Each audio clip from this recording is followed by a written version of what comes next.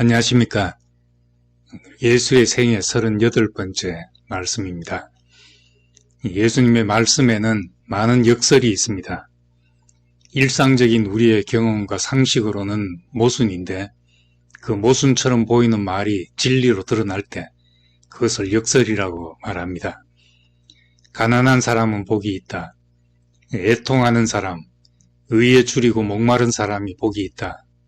예수님의 첫 메시지인 산상수훈부터 세상의 상식으로는 역설이었습니다. 세상에서는 가난하고 애통한 것은 복이 아닙니다.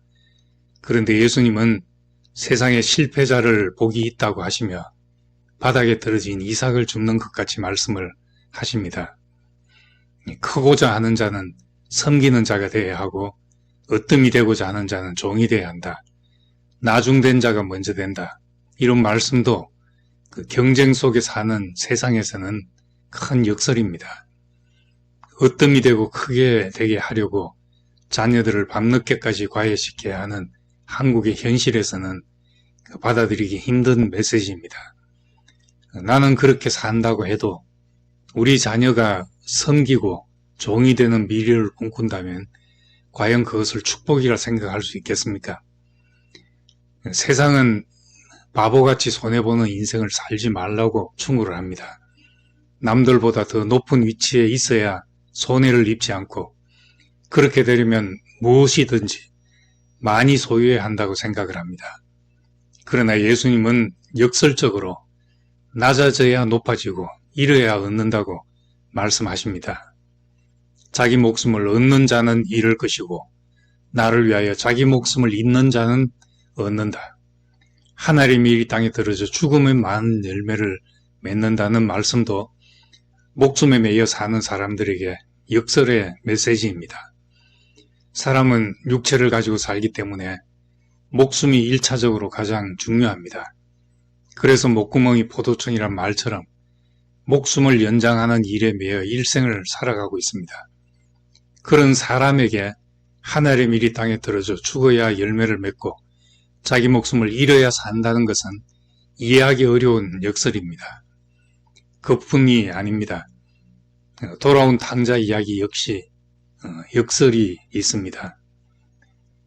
한 아버지에게 두 아들이 있는데 모범적이고 충실하고 열심히 집안일을 한 큰아들을 두고 나가서 방탕한 생활을 하다가 굶주려 돌아온 아들을 위해 소를 잡고 잔치를 벌인다는 것은 세상의 상식과는 다른 역설적인 이야기입니다.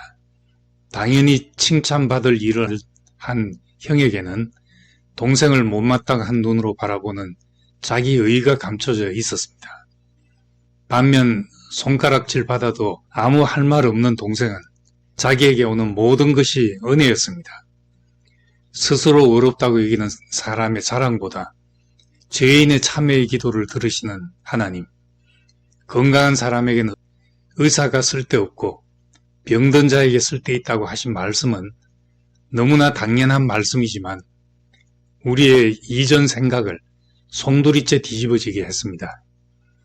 이사야서에 내 생각은 너희 생각과 다르고 내 길은 너희 길과 다르다 하셨는데 이런 하나님을 땅의 말로 묘사하자니 비유로 말씀하실 수밖에 없었고 예수가 전하고자 했던 생명의 원리는 세상의 원리와 다를 수밖에 없습니다. 그래서 우리의 생각을 뒤집어야 하나님 말씀이 들리고 돌아서야 하나님 나라가 보이는 것입니다. 하나님 말씀이 들리면 우리의 보는 눈이 바뀌기 때문에 우리의 삶도 뒤집힐 수밖에 없습니다. 세상을 뒤집는 일은 혁명입니다. 혁명은 이전의 관습이나 제도, 방식 따위를 단번에 깨뜨리고 완전히 새로운 것으로 급격하게 바꾸는 일입니다.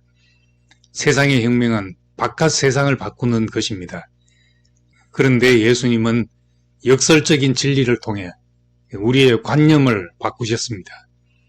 그 역설은 우리의 눈을 바꾸어 다른 것을 보게 하고 사람 속에서부터 변화가 일어나도록 하셨습니다. 하나님은 이 역설의 말씀 속에 삶의 비결을 숨겨 놓으시고 우리가 세상에서 승리하는 삶을 살게 하셨습니다. 그런데 예수님의 역설은 여기에 그치지 않습니다.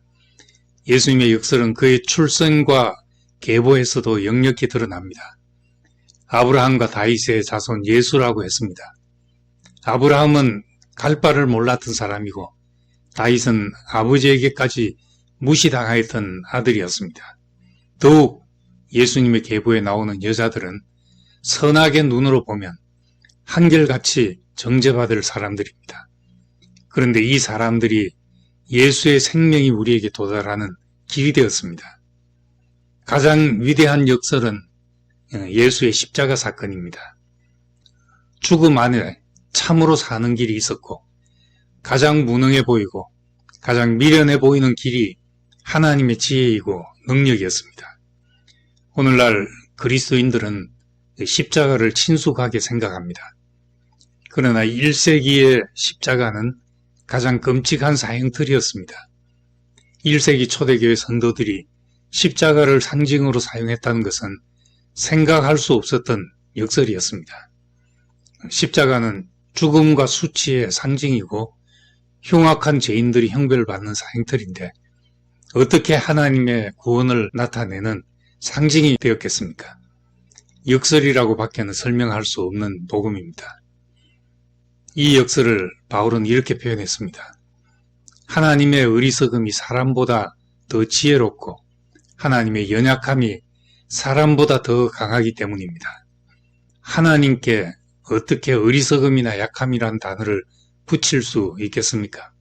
하나님이 어리석고 약한 분이란 뜻이 아닙니다.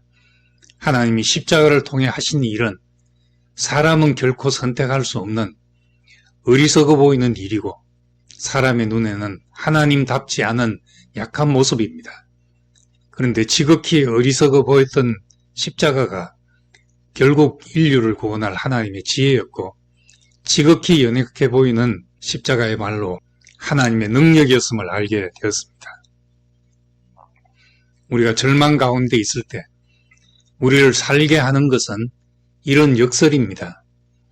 자신이 가난하다고 생각하는 사람에게 가난한 자가 복이 있다는 말씀은 얼마나 소망이 되겠습니까? 실패하고 넘어진 사람에게 건축자들이 버린 돌이 집 모퉁이 머릿돌이 되게 하실 거라는 말씀은 영혼을 솟원케 하는 힘이 될 것입니다. 저는 아파 보기도 했고 실패하기도 했고 미련한 결정을 내린 적도 있습니다. 그러나 내 인생이 주님의 이끄심 안에 있고 예수 그리스도를 목적으로 사는 길에 있었기 때문에 밀리고 꺾이고 아팠던 시간들이 나에겐 세계가 바뀌는 축복의 문이 되었습니다. 구체적으로 다 말할 수 없지만 그런 순간들이 없었다면 내가 지금 어찌 되었겠나 싶습니다. 꺾이지 않았다면 지금도 내 일을 도모하고 있었을지 모르고 밀리지 않았다면 지금도 어딘가에 갇혀있는 사람이 되었을 것입니다. 나의 모든 결정이 옳았다면 나를 신뢰하고 사는 사람이 됐을 것입니다.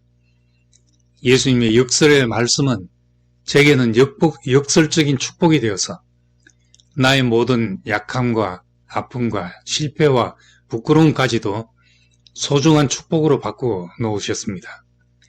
그래서 저는 바울의 고백이 내 고백이 되어 살아갑니다. 우리는 속이는 자 같으나 참되고 무명한 자 같으나 유명한 자고 죽은 자 같으나 보라 우리가 살아있고 징계를 받는 자 같으나 죽임을 당하지 아니하고 근심하는 자 같으나 항상 기뻐하고 가난한 자 같으나 많은 사람을 부욕해 하고 아무것도 없는 자 같으나 모든 것을 가진 자이다.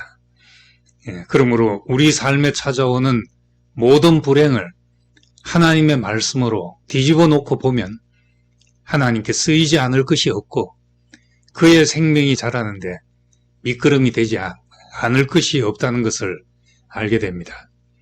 사망이 내게 역사하더라도 그것을 통해 다른 사람에게 살게 하는 힘으로 바뀐다는 것을 알게 되었습니다. 그래서 그의 말씀 안에서 모든 눈물이 그치게 되고 울부짖음도 슬픔도 죽음도 다 사라지게 될 것이라고 하였습니다. 내 인생의 결과가 나중에 무엇이 될지는 아무도 모릅니다. 나의 성공과 번영이 자식에게 독이 될 수도 있고 나의 가난이 다른 사람에게 축복의 통로가 될 수도 있습니다. 바울은 예수님에 대해 죽음의 고난받으심으로 말미암아 영광과 존귀로 관을 쓰신 예수를 본다라고 했습니다. 예수 그리스도는 극도의 고난과 죽음을 통해서 인류 역사상 사람으로서는 가장 풍성한 열매를 맺은 것입니다. 역설의 말씀을 통해서 전에는 부끄러워 버리고 싶었던 내 인생의 모든 일들이 하나님이 찾으시는 열매로 추수되기를 원합니다. 감사합니다.